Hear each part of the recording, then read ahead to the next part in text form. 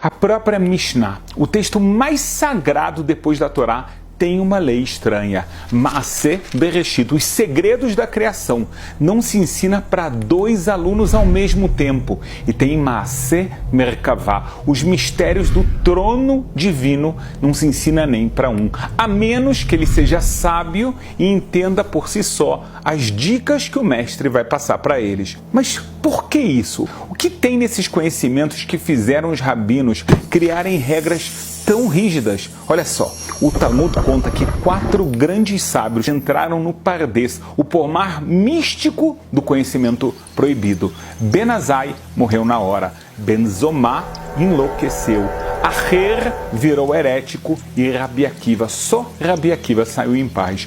Hoje eu vou revelar os 15 textos que formam esse conhecimento, livros que foram censurados, queimados, escondidos em cavernas, textos que até hoje rabinos dizem cuidado, muito cuidado. Você tem certeza que você quer saber?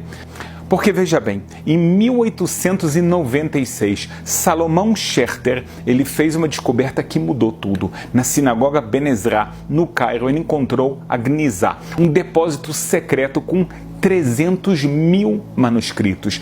São textos que eles foram escondidos por 1000 anos, entre eles livros que a gente achava que tinham sido destruídos para sempre. Um desses manuscritos era o Sefer Harazim, o livro dos segredos, um manual completo de como invocar anjos, como curar doenças, como prever o futuro. Por 1000 anos, esse livro ficou escondido numa parede. Por quê? E mais importante, se esses textos são tão perigosos, por que eles não foram destruídos? Por que eles foram preservados, escondidos, protegidos? A resposta vai mudar tudo o que você pensa sobre conhecimento e poder. Deixa eu te explicar como funciona o conhecimento no judaísmo. Existe uma hierarquia muito clara. Na base tem a Torá escrita, os 5 livros de Moisés, muita gente chama eles de Pentateuco. Todo judeu pode e deve estudar. Acima disso, tem a Torá oral, a Mishnah, o Talmud. Na verdade, existem mais livros e eles precisam de mais preparo, mais estudo. Mas existe um terceiro nível, o Sod, o segredo. Tradicionalmente, Kabbalah só podia ser estudada por homens acima de 40 anos, casados com filhos e de caráter comprovado. Por que tantas exigências? Porque esse conhecimento ele mexe com a estrutura da realidade, isso mesmo. Pensa comigo, se Deus criou o universo falando que haja luz, então as palavras têm um poder criativo real. As letras hebraicas, elas não são só símbolos, elas são ferramentas de criação. Quem entende essas ferramentas, ele pode teoricamente criar ou destruir. Por isso, o Talmud é tão claro. Não se ensina Maaseh Merkavah nem para um único aluno, a menos que ele seja sábio e ele entenda por conta própria. Mas sempre existiram aqueles que buscaram esse conhecimento e alguns deixaram seus estudos por escrito. Em 1242, em Paris, 24 carroças cheias de manuscritos judaicos foram queimados em praça pública. A Igreja Católica tinha medo desses textos. O rei da França tinha medo. Houve até mesmo rabinos que apoiaram a queima de certos livros. Por que tanto medo?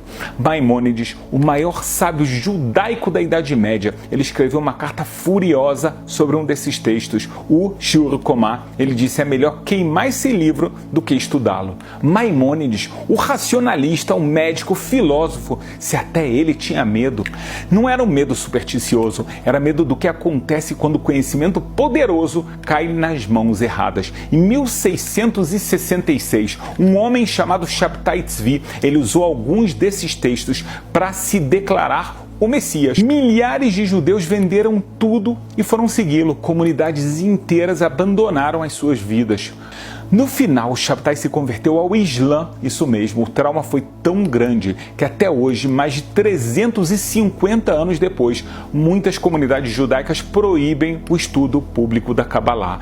Mas os livros, eles continuam existindo, alguns em bibliotecas universitárias como Cambridge, Oxford, a Biblioteca Nacional de Israel, outros em coleções particulares e hoje muitos estão inclusive online a um clique de distância. A pergunta é, Só porque você pode acessar significa que você deve acessar? O grande sábio Arizal, Rabbi Yitzhak Luria, é o maior cabalista de todos os tempos. Ele disse algo interessante. Ele disse que cada alma ela tem sua própria porta de entrada na Torá. Alguns entram pela porta da lei, outro pela porta das histórias místicas e alguns poucos pela porta do mistério. Mas tem portas que não devem ser abertas, pelo menos não sem preparo. Imagina comigo, você está na biblioteca da Universidade de Cambridge, no departamento de manuscritos raros. O segurança te acompanha até uma sala climatizada. Luvas brancas são obrigatórias, câmeras são proibidas. Na sua frente, um manuscrito de 800 anos. As letras hebraicas parecem dançar na página. Algumas palavras estão apagadas, outras foram rasuradas de propósito. Esse é um dos textos que eu vou te revelar agora. O primeiro grupo são os chamados textos cosmológicos, livros que explicam como Deus criou o universo. Sefer Yetzirah, o livro da criação.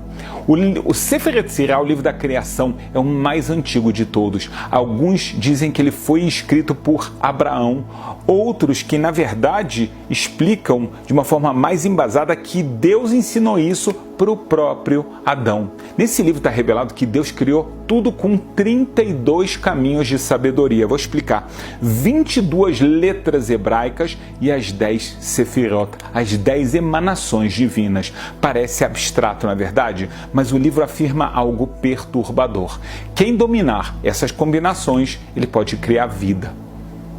O Talmud conta que Rava, um dos grandes sábios da época do Talmud, ele criou um homem usando o Sefer HaYetzirah. Ele enviou a sua criação para o Rabi Zeira, ou seja, um grande rabino contemporâneo dele, que percebeu que esse ser não tinha alma, ele acaba destruindo esse ser. Os rabinos medievais, eles sabiam que isso era tão sério que foi criado o mito, ou talvez a grande verdade, do Golem de Praga, um ser de barro animado pelas técnicas do Sefer Yetzirah. O segundo texto cosmológico é o Sefer Habair, o livro da iluminação. Ele apareceu em Provença, na França, no século XII. Ninguém sabe exatamente quem escreveu. Ele introduz alguns conceitos muito ousados. Ele fala de reencarnação, ele fala de Sfirot como personalidades divinas e a Shekhinah como um aspecto feminino de Deus. Aqui você já está entendendo que a pessoa que não entende os códigos cabalísticos, ele vai entender tudo errado. Mas de onde que vieram essas ideias? Como um livro pode simplesmente aparecer e trazer esses conceitos revolucionários? O terceiro é mais perturbador. Sefer HaTmunah, o livro da imagem. Ele afirma que existem 7 ciclos de criação, cada um com 7.000 anos. Nós estamos no segundo ciclo. Cada ciclo tem a sua própria Torá, as suas próprias leis. Se isso for verdade, tudo que nós conhecemos é temporário. Até as leis divinas mudam de acordo com os 7.000 anos que a gente está falando. Imagina só o impacto disso numa religião baseada em leis eternas. Mais uma vez, fica claro, sem um entendimento verdadeiro vai criar uma confusão na sua cabeça. Mas espera, se esses 3 livros já são complexos, os próximos 5 são que realmente causaram pânico. São os textos da literatura Merkavá, que são instruções detalhadas de como subir aos céus sem morrer, isso mesmo. Como fazer a viagem que o profeta Elias fez, mas voltar para contar a história. O problema, o Talmud é bem claro sobre o que acontece com quem tenta sem preparo. Lembra dos 4 que entraram no Pardes? 3 não sobreviveram intactos, mas sempre teve gente que achou que era especial, que as regras não se aplicavam a eles. Quer saber o que esses textos ensinam? E por que os rabinos preferiam morrer a revelar esses segredos? Os textos de Merkavá são os mais perigosos de todos. Eichalot Rabati, os grandes palácios. Ele descreve em detalhe os 7 céus. Cada céu tem os seus palácios. Cada palácio ele tem seus guardiões. E cada guardião tem um teste. Falha no teste, sua alma fica presa. O seu corpo continua vivo, mas ele fica vazio. É o que os médicos hoje chamariam de um coma. O texto dá os nomes dos guardiões, as senhas para passar, os selos para mostrar, mas tem um problema. Uma palavra errada, uma pronúncia incorreta e você não volta. Os pequenos palácios, ainda mais específico, ele ensina a transformação do corpo físico para aguentar a viagem. Jejuns de 40 dias, imersões em água gelada, recitação de nomes divinos milhares de vezes. O corpo precisa se tornar quase transparente, dizem os textos. Mas como é que se faz isso de verdade? Mas o mais impressionante é o Sefer Halot. Ele conta a história de como Hanor, Enoque, o bisavô de Noé, ele se transformou no anjo Matat, que também é conhecido na Kabbalah como Meta e depois Tron. Ele não morreu, ele foi transformado num fogo celestial. Ele se tornou o príncipe da face, o anjo mais poderoso da escala divina. Como? O livro dá a fórmula passo a passo. Agora pensa, se alguém acredita que pode se transformar num anjo, que tipo de coisa essa pessoa seria capaz de fazer? Que riscos ela estaria correndo? Em 1570, em Safed Tzfat, em Israel, um grupo de cabalistas tentou. Eles foram liderados pelo grande sábio Rabino Moshe Cordovero. Eles seguiram as instruções do Maaseh Merkavah. O Rabino Cordovero sobreviveu e ele escreveu sobre a experiência, mas nunca mais ele foi o mesmo. Ele morreu aos 48 anos, muito jovem, mesmo para aquela época. Segundo seus alunos, a experiência mística transformou o mestre profundamente. Mais controverso de todos é o Shur Komá, a medida da estatura. Esse texto ele faz algo impensável. Ele descreve as medidas de Deus, o tamanho dos dedos divinos, a distância entre os olhos celestiais. Obviamente que isso são metáforas, são símbolos, mas o texto apresenta como medidas literais. E aí, Maimônides ficou tão horrorizado que ele escreveu: quem acredita que Deus tem medidas físicas é herege. E você entende daqui que, na verdade, o Maimônides estava com um medo das pessoas terem uma interpretação completamente errada. Mas outros rabinos defenderam o texto. Eles disseram claramente: as medidas são códigos, cada número é uma meditação, cada proporção um segredo cósmico. Que está certo? O que nós sabemos é que os rabinos estudaram profundamente o Shur Komá. Eles relatavam experiências intensas de transformação espiritual. Alguns entravam em estados meditativos profundos por dias. Agora vem a parte mais interessante. Todos esses textos de Merkavah, eles têm algo em comum. Eles prometem poder de ver o futuro, poder de mudar o seu destino, poder de comandar anjos. E foi exatamente isso que seduziu o nosso próximo grupo de textos, os livros práticos de magia. Sefer Raziel HaMalach, o livro do anjo Raziel. Ele é o mais famoso de todos. Até hoje em Israel, muitas famílias, eles colocam uma página desse livro no quarto de bebês recém-nascidos. Sabe por quê? Proteção. O livro promete que nenhum mal pode entrar numa casa que tenha as suas palavras. Mas o livro completo, ele ensina muito mais. Como se tornar invisível, como entender a língua dos animais, como prever o futuro pelos astros. Superstição? Talvez, mas em 1908, em Yerushalayim, em Jerusalém, um rabino chamado Yehuda Fatia, ele usou técnicas do livro Raziel HaMalach para fazer exorcismos, dezenas de testemunhos, casos documentados. Coincidência? Sugestão? Ou existe algo mais? O efeito dos textos. Sabe o que mais me impressiona depois de anos estudando esses textos? Não é o conteúdo em si, é o efeito que eles têm nas pessoas. Existem relatos de estudiosos que, depois de mergulhar profundamente, por exemplo, no Sefer HaRazim, eles começaram a ter experiências místicas intensas, sonhos vívidos com simbolismo cabalístico, sincronicidades que desafiam qualquer explicação. O próprio Sefer HaRazim, ele descreve visões dos 7 príncipes celestiais, cada um com as suas características específicas. Muitos que estudam o texto, eles relatam experiências similares. Sugestão, arquétipos do inconsciente coletivo, ou será que é algo mais profundo? Herev Moshe, a espada de Moisés, é mais intenso ainda. É basicamente um manual de guerra espiritual, adjurações para destruir inimigos, fórmulas para causar doenças, nomes de anjos da destruição. Por que Moisés, o maior profeta, escreveria algo assim?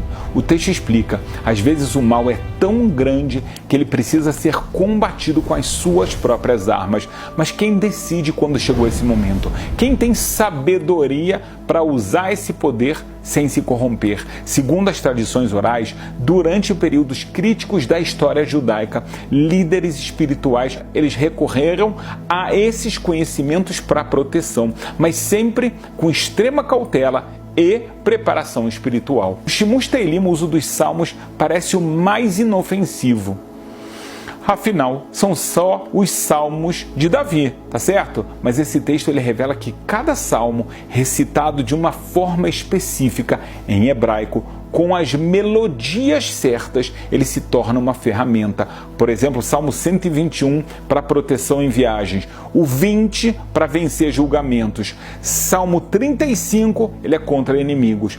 Parece uma superstição medieval, mas o Baal Shem Tov, fundador do movimento racídico, um grande justo, ele usava o Shimush Teilim regularmente. Centenas de histórias documentadas sobre suas curas milagrosas.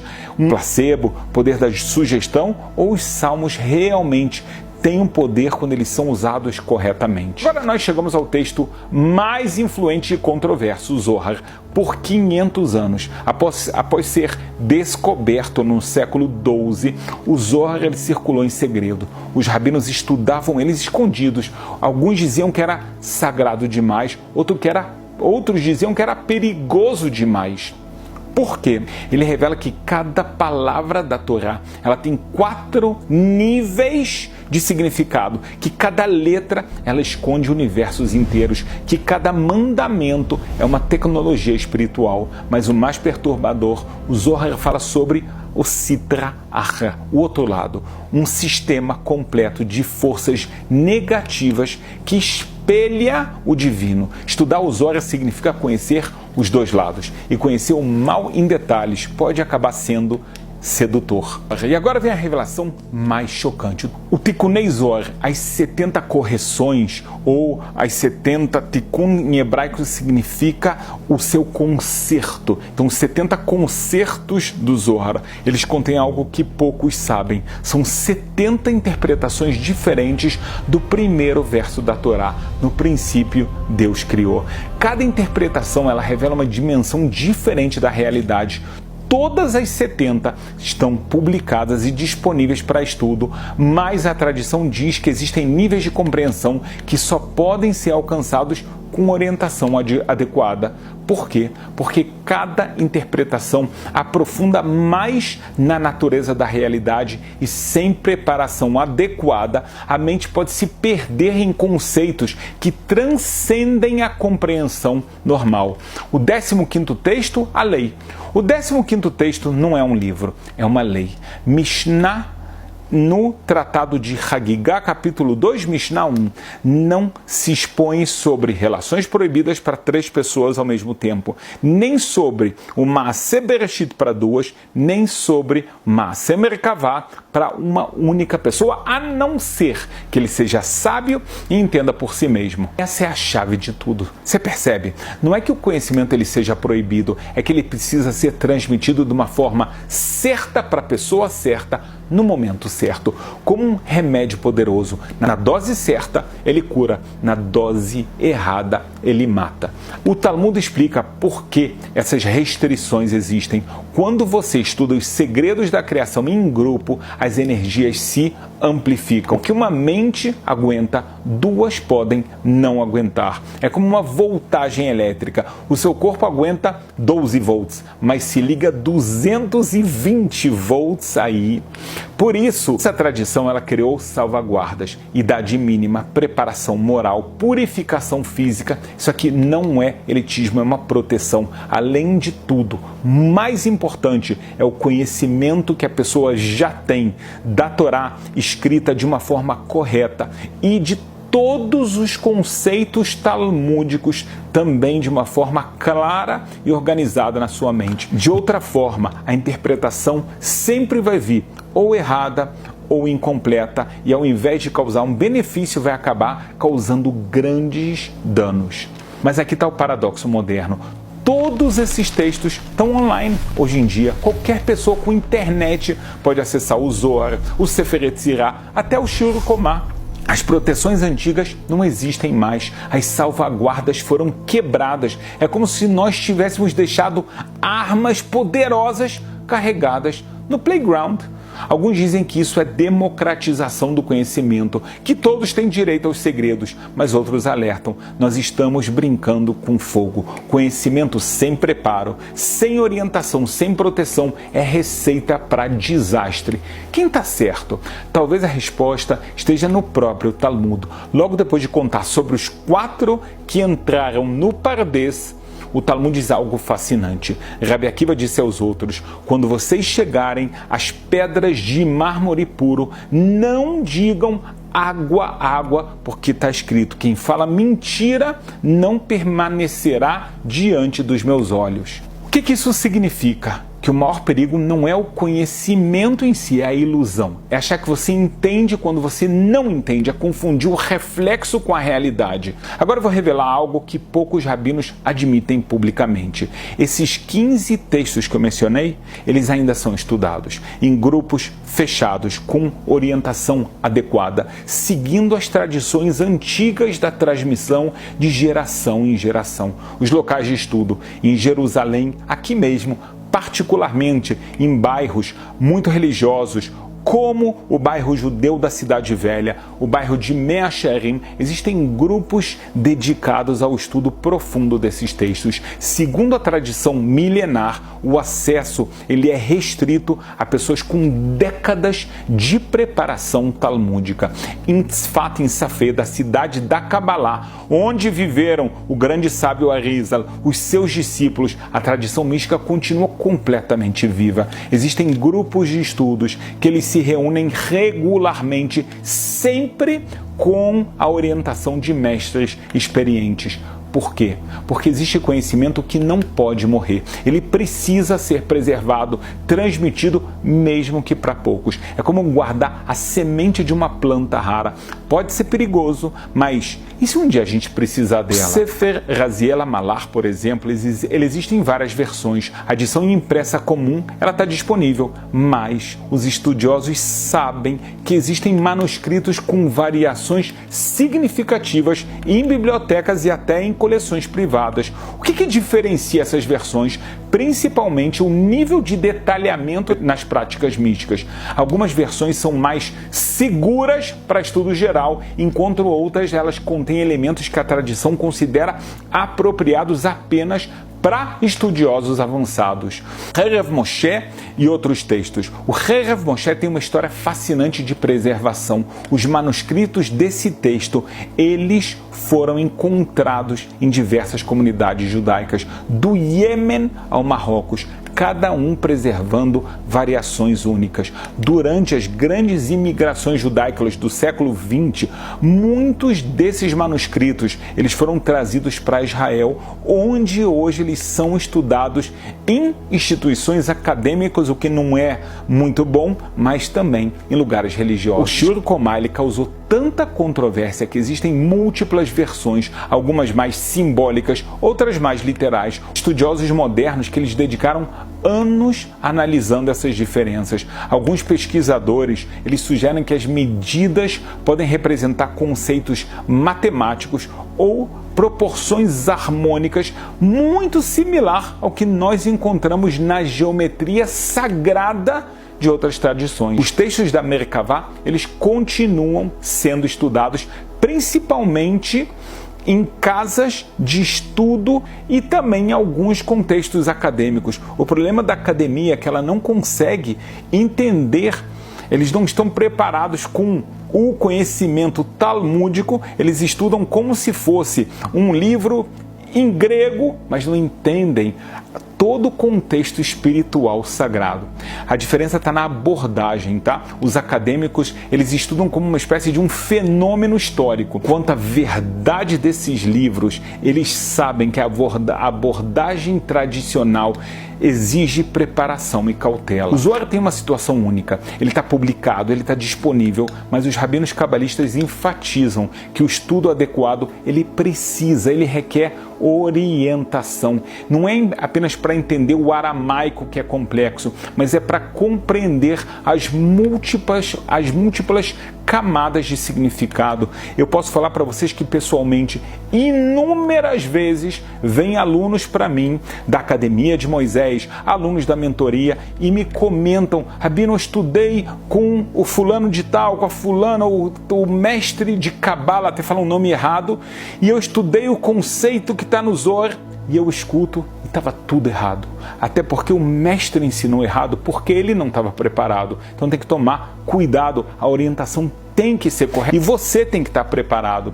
Existe, na verdade, uma rica tradição de comentários sobre o Zohar, cada um revelando aspectos diferentes do texto. Sem esses comentários, sem orientação adequada, muito do significado profundo ele permanece inacessível e, para muitas pessoas, errado. O Tikkunei Zohar é ainda mais complexo. As 70 interpretações do primeiro verso da Torá estão todas publicadas, mas cada uma requer estudo profundo para ser compreendida adequadamente. A tradição ensina que cada interpretação ela corresponde a um nível diferente de consciência espiritual e que o estudo progressivo dessas interpretações pode levar a estados elevados de compreensão.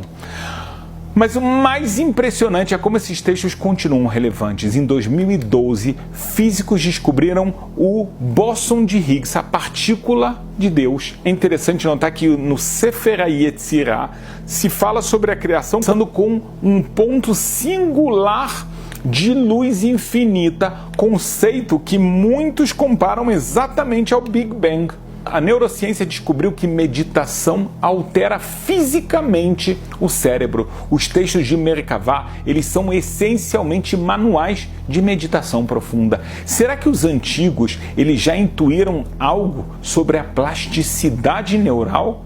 Por que agora? E aqui vem a parte que realmente me intriga. Por que agora? Por que esses textos estão se tornando acessíveis nesse momento da história? Alguns dizem que é sinal dos tempos messiânicos, que o conhecimento precisa ser revelado antes do fim. Outros acham que isso aqui é um teste, uma prova, que a humanidade ela precisa provar que ela pode lidar com o poder sem se destruir. Tem aqueles que acreditam que é uma necessidade, que nós enfrentamos desafios dramáticos, mudanças climáticas, inteligência artificial, manipulação genética, que vão exigir uma sabedoria além do convencional. Seja qual for a razão, o fato é, o conhecimento está aí, a caixa de Pandora está aberto. A questão não é mais se nós devemos ter acesso, é como usar esse acesso com sabedoria. Então, o que fazer com tudo isso que você acabou de descobrir? Primeiro, respeito. Esses textos, eles sobreviveram milênios por uma razão.